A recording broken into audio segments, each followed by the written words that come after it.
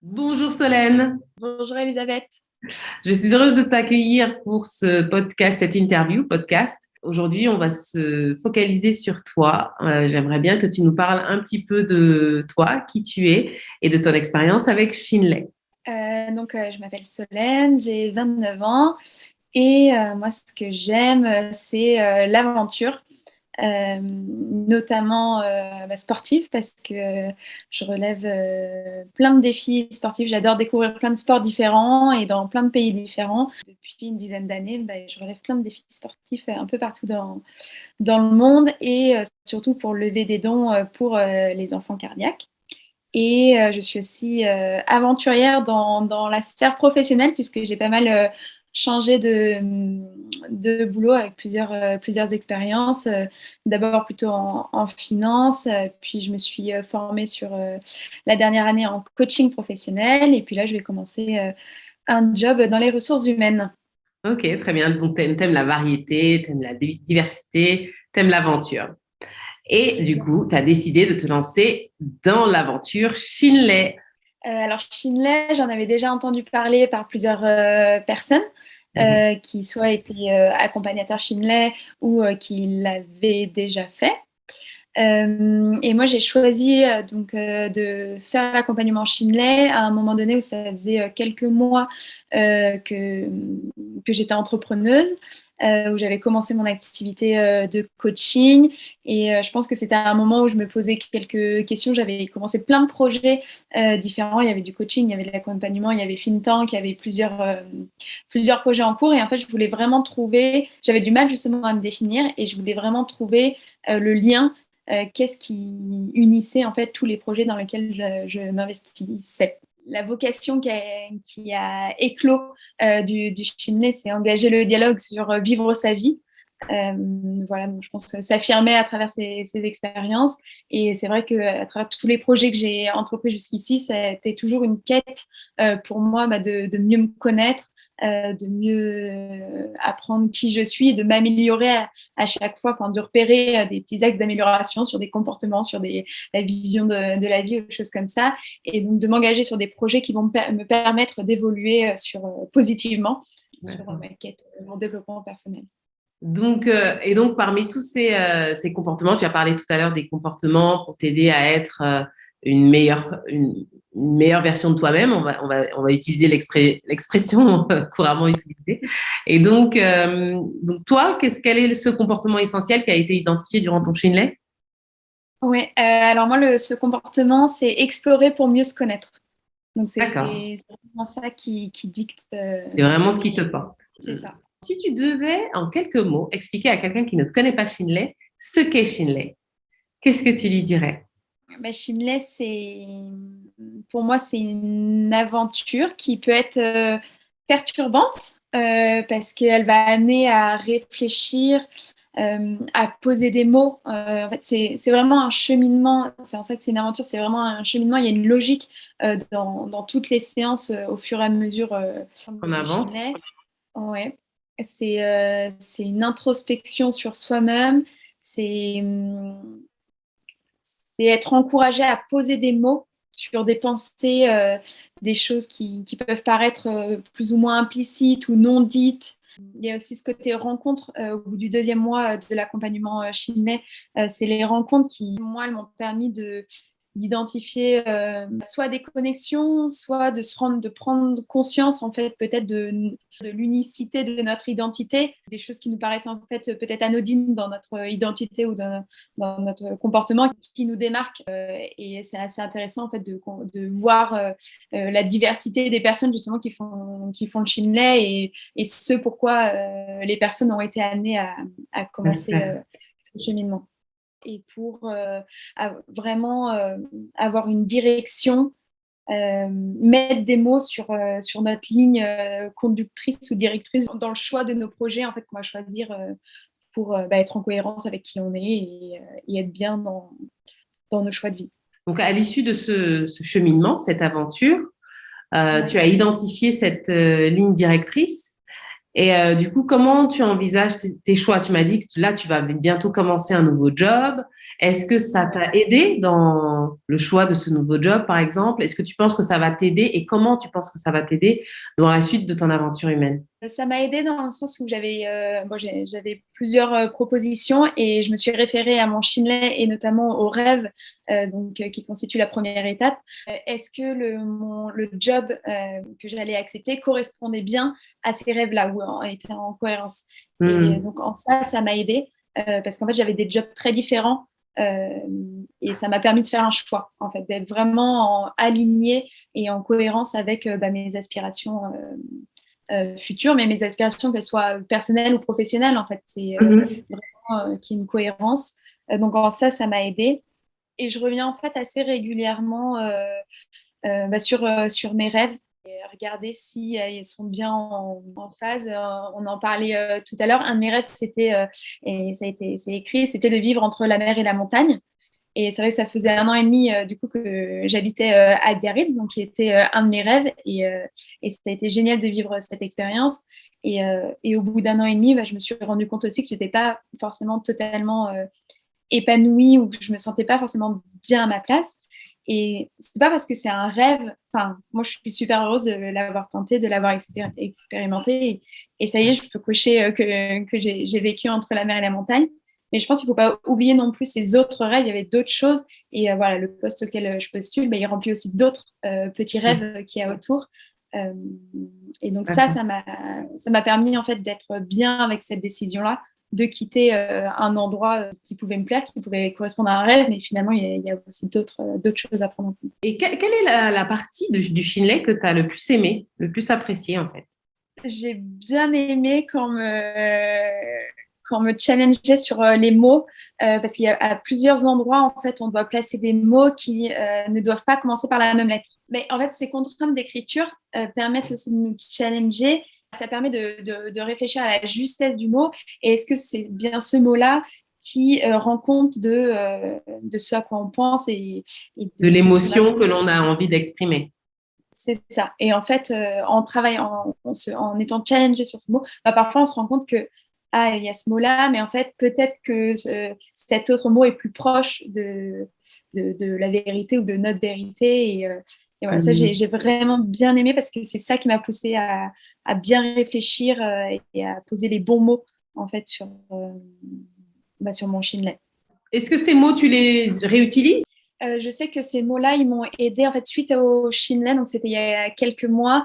J'avais refait tout mon site internet quand je faisais encore mon activité en tant qu'indépendante. Et le Shinley, les mots utilisés dans le Shinley m'avaient énormément aidé pour réécrire en fait tout mon site internet. Ce que j'ai bien aimé, c'est que pour moi, et d'ailleurs il y a encore une part de mystère, je trouve, autour de ce Shinley, mais il y a des mots, il y a les onglets, on utilise un fichier avec différents onglets qui sont nommés différemment.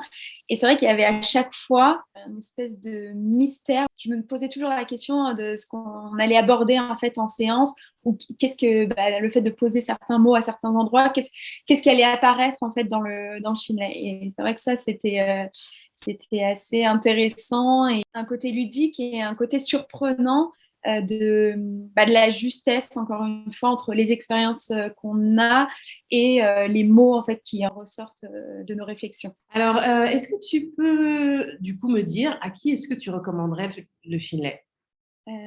Pour moi, à tout le monde, à toutes les personnes en tout cas qui sont en quête d'une meilleure connaissance de soi. Enfin, pour moi, c'est vraiment un outil parmi d'autres, hein, mais un outil qui favorise, comme je disais, hein, une introspection et donc une meilleure connaissance de soi avec la finesse des mots. Donc voilà, peut-être aussi aux personnes qui sont sensibles, voilà, peut-être à l'écriture. C'est aussi pour les personnes qui sont complètement, qui peuvent être perdues à un moment donné, qui doivent faire des choix, soit personnels ou professionnels. On pense plus aux professionnels, mais en fait, même dans nos choix de vie, ça amène à se poser la question de qui on est, quelles sont nos aspirations. Donc, sur toutes des personnes qui font face à des transitions. Alors, tu dis un outil parce qu'il y en a d'autres. Alors, quelle serait du coup la particularité de Shinley par rapport à d'autres outils? Parce qu'en plus, tu en connais des outils de connaissance de soi. Moi, ce que j'ai vraiment aimé chez Shinley, c'est que c'est très bien construit. En fait, il y a une logique. On voit que ça a été pensé, réfléchi. Enfin, on est vraiment guidé. Et il y a des thèmes spécifiques. J'ai vraiment apprécié parce que c'est assez précis, en fait. Il y a une structure. Il y a une structure, ouais. Qu'est-ce que tu mettrais derrière le mot rêve? Parce que donc les mots rêve et sens sont des mots chers à Shinley. Et donc pour toi, c'est quoi un rêve? Pour moi, c'est une idée à concrétiser et que je concrétiserai. Souvent, quand je dis que j'ai un rêve, c'est même au-delà du rêve. En fait, pour moi, je l'associe plutôt à un projet voilà, D'accord. qui va se concrétiser. J'ai déjà enclenché dans ma tête, je sais que je vais y aller. Et que tu vas le réaliser. Ouais, j'aime pas trop la notion du rêve inatteignable. D'accord. Très intéressant. Quand tu avais 18 ans, tu as tenté une aventure folle pour certains. Est-ce que tu veux bien nous en parler? Alors, à 18 ans, je suis partie seule travailler dans un orphelinat en Afrique du Sud. C'était un Voilà, rêve? c'était un rêve. En fait, depuis toute petite, je voulais travailler auprès des enfants et je voulais travailler dans un orphelinat. Alors, c'est très naïf comme pensée et comme volonté, mais voilà, c'était une aspiration. Et à 18 ans, je me suis toujours dit que ça serait possible. Et donc, j'ai fait en sorte de trouver un orphelinat qui m'accepterait. Et voilà, j'ai trouvé euh, en Afrique du Sud. Et c'est vrai que ça a été une aventure bouleversante pour moi, parce que ça a aussi conditionné le choix de mes études en rentrant en France. Et j'y suis retournée donc l'été suivant. Et après, je me suis engagée dans différentes associations en France pour les enfants malades. Et ensuite, l'engagement auprès de mécénat chirurgie cardiaque donc, pour les enfants atteints de malformations cardiaques. Et voilà, après, j'ai eu un autre rêve, c'était de faire un tour du monde en courant pour lever des dons, ce que j'ai fait à 22 ans. Puis après, voilà, en intégrant différentes entreprises, leur présenter les projets, créer d'autres défis sportifs, fédérer autour de ces projets et lever encore des dons, toujours en se dépassant. Je ne sais pas si c'est de se dépasser, mais voilà, en créant des nouvelles aventures avec des nouvelles personnes dans des disciplines différentes, dans des pays nouveaux. Comme ça, un rêve, en fait, peut en déclencher d'autres. Ouais, ok, super, super. Donc c'est vraiment rêve au sens de projet à réaliser. Je rêve, le simple fait de le rêver déjà, c'est un premier pas dans la réalisation du rêve en question. Mais pour toi, un rêve, ça se réalise. Et après, ça laisse la place à d'autres rêves. Et je pense que du coup, je comprends pas trop, Oui. ou j'ai du mal à intégrer le fait des gens qui disent je rêve de faire quoi que ce soit.